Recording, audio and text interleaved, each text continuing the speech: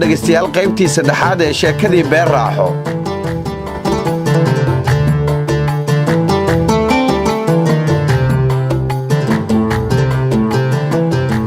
Idris oo cabsi weyn ka qaba in dalka marxalad kale uu galo iyadoo ay waalidiintiisa kala maqan yihiin ayay nasiib wanaag si nabadgelyo ah dalka ugu soo laabteen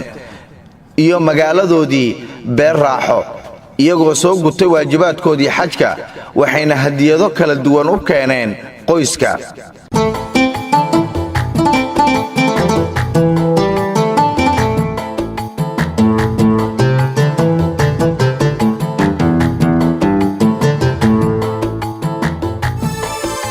muddo gaaban oo 2 toddobaad ku siman markay joogeen xaajiga iyo xaajiyadiisa ayaa si lama filaan ah Beer Raaxo waxa u soo gaartay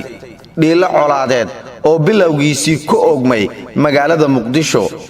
qoysas deganaan iyo nabad ku wada joogay ayaa kala irdhoobay, qaarna gumicii rasaasta iyo daryankii madaafiicda ayaa kala diray oo raq iyo ruux midna iskuma sheegaan. Idris wuxuu bilaabay inuu qoyska isku soo ururiyo markaa kadibna ay go'aan qura wada qaataan, laakiin waxaan fara lagu haynin wiilashii dhalinyarada ahaa ee reerka oo markay mashaqadu bilaabanaysay dibadda ku maqnaa.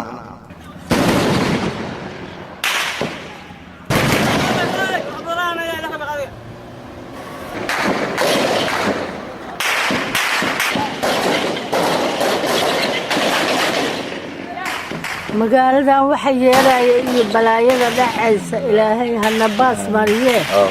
ya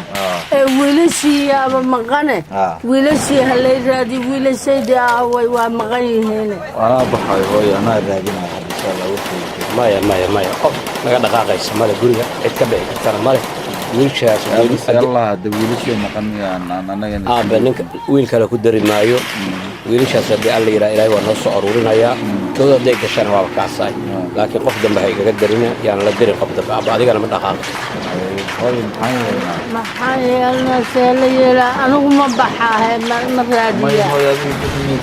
seelayna wiilashaydu waa maqan yihiin see lagu fadhina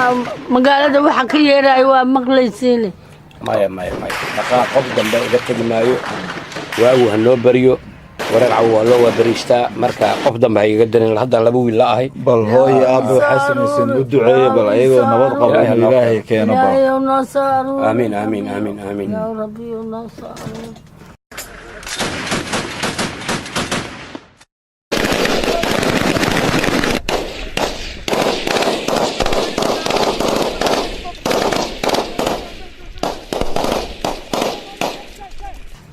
Idris wiilasha aan doona aniga adiga maxaan doonaa faadumo iyo adjeedada abu xuleeyahay cid kale ma dhaqaaqo banaga biimaan wiilasha hooyo aan raadina waa kan maya gabadhayda may maqlaysaa qof dambe liiga dari maayo laba iga maqan qof saddexaad liiga dari maayo waa inaad joogtaan waana amarkayga iga yeela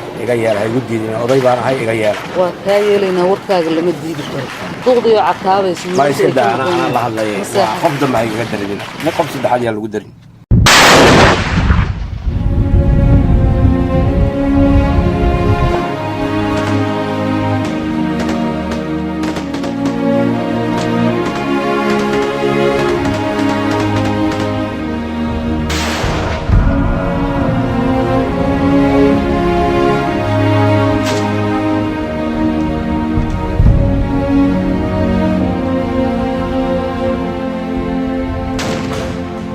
maalinkaas qorraxda ayaa ku dul dhacday qoyska iyagoo dhiiladaasi colaadeed ku dhex jira wiilashoodiina warya wacaal loo haynin. maalinkii xiga markuu waagu baryay ayaa aroortii waxaa ka lahay Idris oo u dhaqaaqay baadigoobka walaalihiis, laakiinse saacada kadib ayaa waxaa guriga ku soo laabtay isagoo akhbaar xun u sida qoyska. odayga oo dareen galay ayaa intuu fadhiga ka soo kacay ka hortagay Idris oo albaabka ka soo galaya. abba hadda waa wiilashii ima wadiday adig kaliya baan ku arkaa abba horta Allah u naxariistay Xayi Yaasiin sidaan u raadinay ayaa mar dambe la ii sheegay dad badan oo dhibaato gaar inay ku jireen inna lillahi ma fahanti marka wiilashaas samrin Allah naxariisto.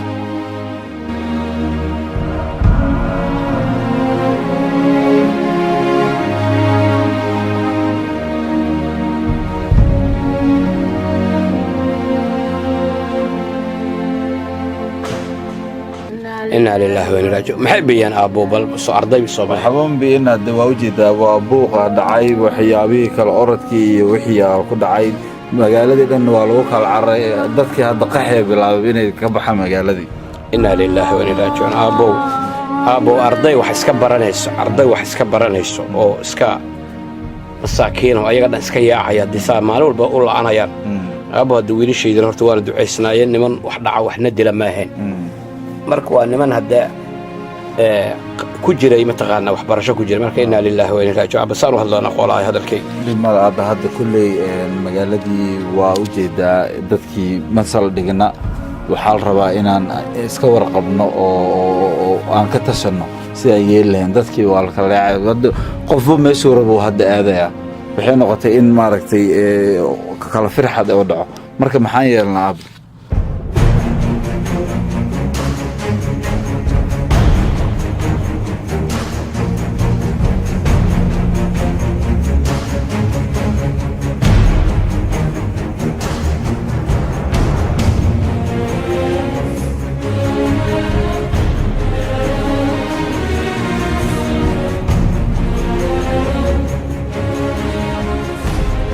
أبي والله وحن سمينا قرمايو ودن كمال لو كلا عررا يعني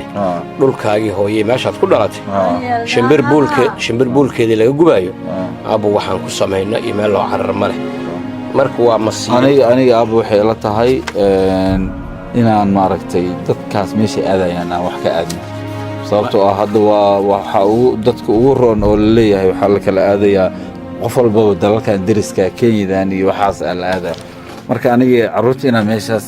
idin wada jeclaan lahaa ma abaqaxi meeno ilaahay baan ku suganeynaa intagala ma naqaan hada xaaladda sidaan ma sii joogi karnaa daba u jeedaay soo ma fiicna inaan bal intay wax iska bedelayaan aan bal tagno meel ka roon halkaan kadibna aan imaan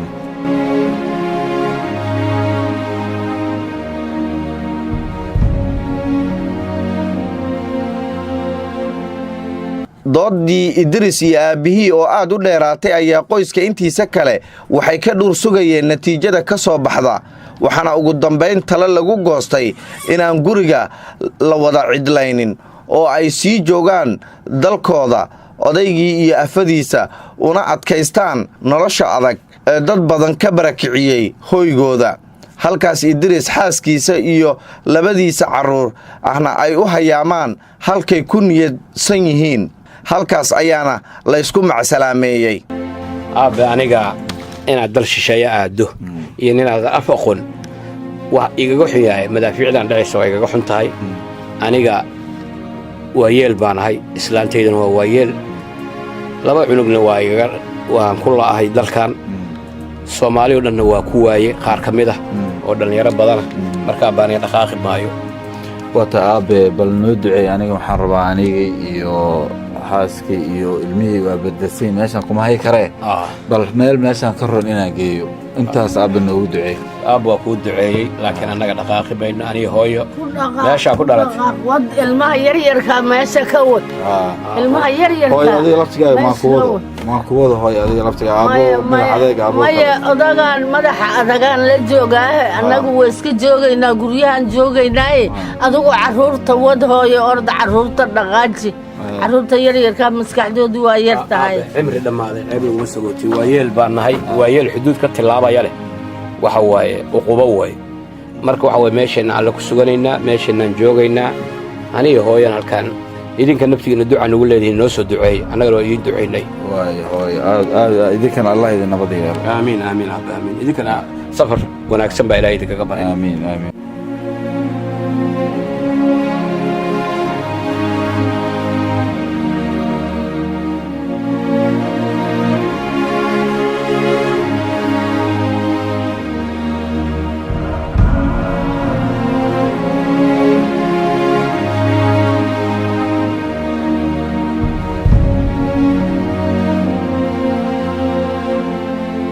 beer raaxo waxaa ka dhacday colaad burburisay degganaanshiyihii iyo niyadsamidii shacabka. barakac ayaa gebi ahaan ka bilowday magaaladii kadib markii uu qof walba rajo dhigay.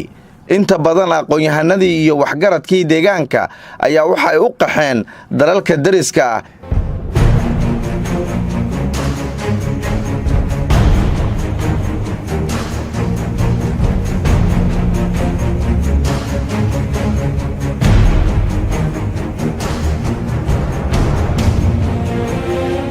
Idris oo muddo dhowr maalmood ah iscelinayay bal hadday xaaladdu isbedesho ayaa ugu dambeyn go'aansaday inay qoyskiisa ku biiraan